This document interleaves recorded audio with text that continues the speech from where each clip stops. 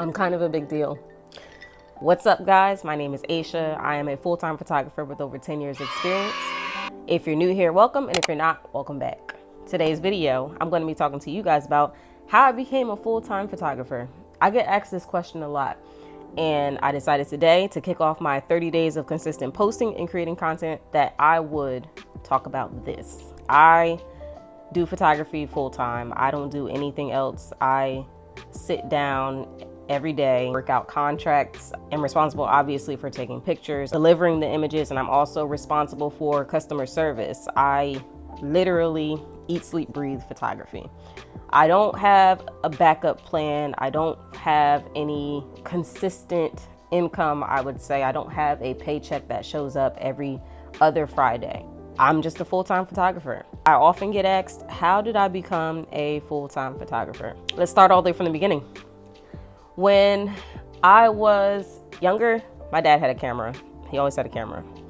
And seeing him have a camera, he wasn't always in the photos, but he was always taking them. But I kind of used to just having cameras all around me my entire life because of that. Eventually, later on in life, my father had passed away, and I always wish that I had more photos, but I was like, man, like if I would have had those photos, I remember different moments, key moments that I felt were very important at the time. And then I was like, well, let me just start taking pictures. I ended up having my daughter. I had my daughter when I was 18, and I didn't really know exactly what I was doing because I was still a kid basically, but I knew that I wanted to make sure that she had pictures of me, I had pictures of her, so I started taking pictures. In high school, my mom bought me a camera, and it was like one of those like point and shoot cameras. And then I ended up having my daughter, and my sister actually bought me my first camera, and this is actually it. This is a Nikon Coolpix. I'm gonna show you guys. It's a Coolpix LL30. I hope you guys can see that. L330. And this was the first camera that I ever had. It had zoom. It didn't have a detachable lens, but it has a 26mm wide, and it takes batteries at the bottom here and an SD card. I got this camera, and honestly, you couldn't tell me nothing. I was just like, yeah, I'm gonna go out here and I'm gonna shoot some pictures and da-da-da-da. So I was taking a ton of pictures. After a little while, I was given a camera by my grandfather, and it was another Nikon. And my first point and shoot was a Sony, but it was another Nikon, but this one was a D. Honestly, guys, I have no idea. So I had gotten me a Nikon, and I was like, oh yeah, I got this real camera with an actual telephoto lens and all these things. And that was cool, it was great. It lasted for a while. And I had amazing pictures with that camera. It was a great time. I actually even ended up taking one of those real photographer photos when you hold the camera and all the things, or you're like peeking through it. Yeah, it was, yeah, what a time. After that, I started working for Lifetouch. My real first job, I was working for Lifetouch, preschool portrait department. So I was driving all over the tri-state area, and I was taking pictures for Lifetouch, which means that I was going into preschools at like 6 a.m. And then I was setting up by 7:30 or 8 a.m. And then I was starting pictures, and I was doing them until kids basically had lunchtime around 12. And then I would pack up all my gear and everything, and I would go home. And that would be my job. That was my actual job. I think I was literally making $13 an hour doing that. Maybe, and that included like gas. So I believe that's what I was making. I can't really remember at this point, because that was about 10 years ago, now that I think about it. Doing it as a hobby, and then I got a job with Lifetouch, and I was taking pictures for Lifetouch.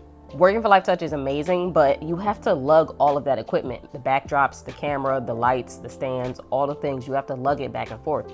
So in the meantime, while I was working for Lifetouch, I also was trying to practice photography on my own. So when I had like the Christmas backdrop, I would do my own personal Christmas photos.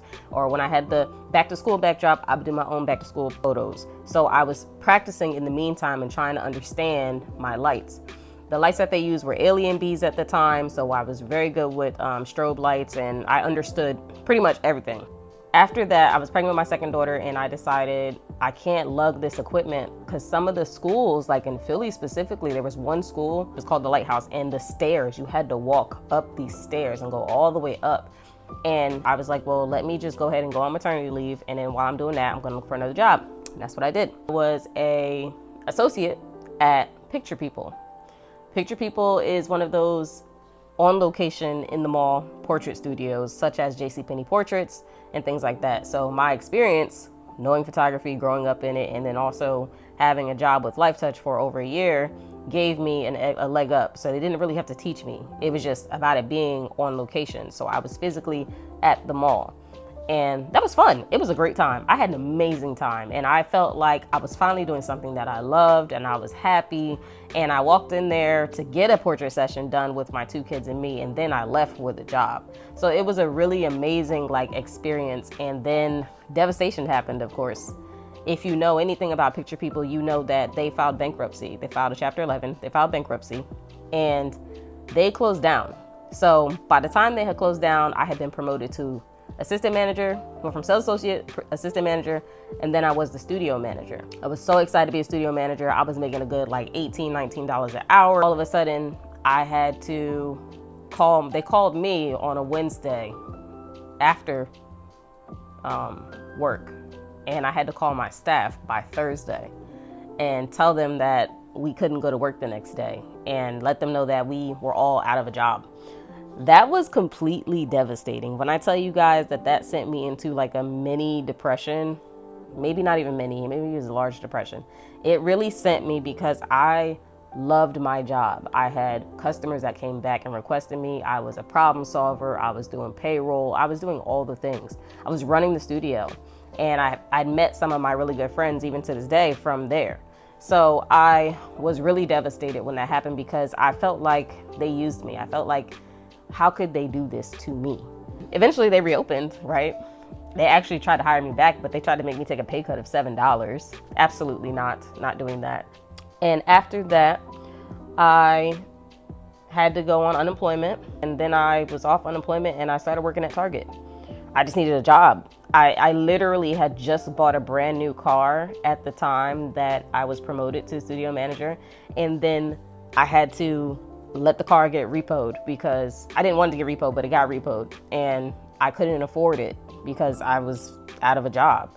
So it was crazy at the time. That was actually the last time I owned a car with a car payment because you wasn't going to take a car from me ever again. So I was working at Target, and I was working at Target for a little while, and I was still taking pictures on the side, but I wasn't fulfilled. I didn't feel fulfilled. I was just working a job, and then there was drama with these little girls, and it was just too much for me. I just was like, this is not it. I was not happy.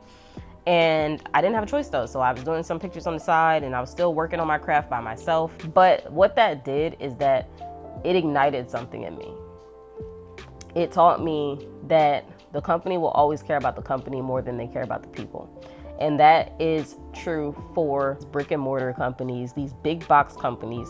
They do not care about their employees. And I felt so slighted, so unappreciated, so undervalued, so unimportant, so despicable that I was like, nah, I'm never letting that happen again. So I worked at Target temporarily. And then I went from Target and I worked at Windsor. And when I worked at Windsor Fashions, I liked it. It was good. I like clothes. So I was a sales associate, then I was an assistant manager, and I was working my way through up into co-manager and all the things, and then had to close. They closed because COVID. So after I'm getting over the hurt of Picture People and working on these other jobs, Windsor also closes because of COVID. Now, it's not to say that it was their fault or it was anybody's anything. However, when COVID happened, the whole world stopped. And I felt like, here I am again, trying to figure this out. Yes, I'm getting a stimmy or a stimulus check and all the things, but it wasn't like it was before. I was really having a hard time. Life was crazy, and I know we all went through things. Then I was pregnant with my third daughter, and she came in 2020. I went on maternity leave, and when I went on maternity leave, the malls opened back up. My first day back to work was in December, and I was really worried about it because of COVID. I went back to work and I actually got COVID. And I was really worried because my daughter was so little, and my other kids, they were small too, but I had a baby at home. So I was my last straw, and honestly, I quit. Like, I just didn't have it in me to be worried about the health. I was just really stressed out. I decided that I was tired of letting these companies have all the power and say about what I need to be doing, how I need to make money, when I need to make money, and when I can see my kids and how to protect my kids and all the things. And so I quit my job. Now, it's really important to note that after I quit my job, I was happy. I felt a sense of freedom. Being able to have the ability to quit my job was life-changing. I was able to see my kids, spend more time with them, teach them the things that I wanted to teach them. And it made such a big difference and such a major impact. I was absolutely happy to just be at home with my kids. I was worried about trying to figure out like, okay, I need some money like for this and that, but I wasn't too worried. You know what I'm saying? Like, it wasn't like, oh my God, I'm gonna die if I don't do this. It was like, okay, but I do need this now. How are we gonna get it? So since I had already been doing photography for so many years in the past and just knowing what I do know, and again, being self-taught, I decided to go ahead and become full-time. I decided to go ahead and get an LLC. I decided to do all the paperwork and do all the things to make this a real business. And I did that. I did not go to college for photography. I didn't do that. What I did was, it was hard work and grit. It was me networking with people. It was me being myself and showing up to the set exactly the way I'm sitting here talking to you, talking to the other people.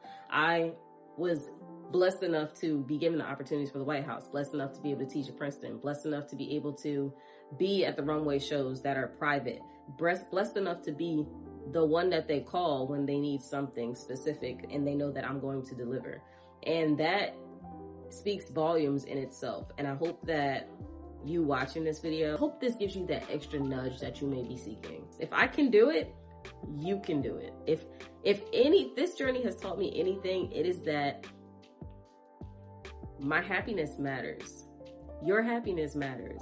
And being at these jobs, yes, I understand money, I get it, but sacrificing my personal time and being away from my family was something that was really, really hard for me to do. My journey to becoming a full-time photographer was really just a bunch of trial and error and figuring it out. Yeah, that's it. That's my answer. How I became a full-time photographer, bunch of trial and error, locking in, being hyper-focused, and not wanting to be told what to do anymore. I did not want to hear when I got to be at work, and I did not want to manage people anymore. I was tired of being a manager for other people. If I was going to do anything that's going to make me happy, I was going to do it for me and for my family. So I made that sacrifice. I made that decision, and every day is something different, but I'm still extremely happy with where I am, and I wouldn't trade it for the world. I'm where I'm supposed to be. I do what I'm called to do. I hope that you guys enjoyed today's video. I hope that you got something out of it. Today was just really a conversation because I just felt like I needed to share that, because I get that question so much. Like, how did you become a full-time photographer? And then the next question goes, well, how do you do it? And that's a whole nother thing in itself. So, but if you guys enjoyed today's video, please don't forget to like, share, and subscribe. And if you have any questions, put them in the comments as always. I will definitely be answering them. And that's all I got for you guys. Enjoy the rest of your day. Be blessed. Peace.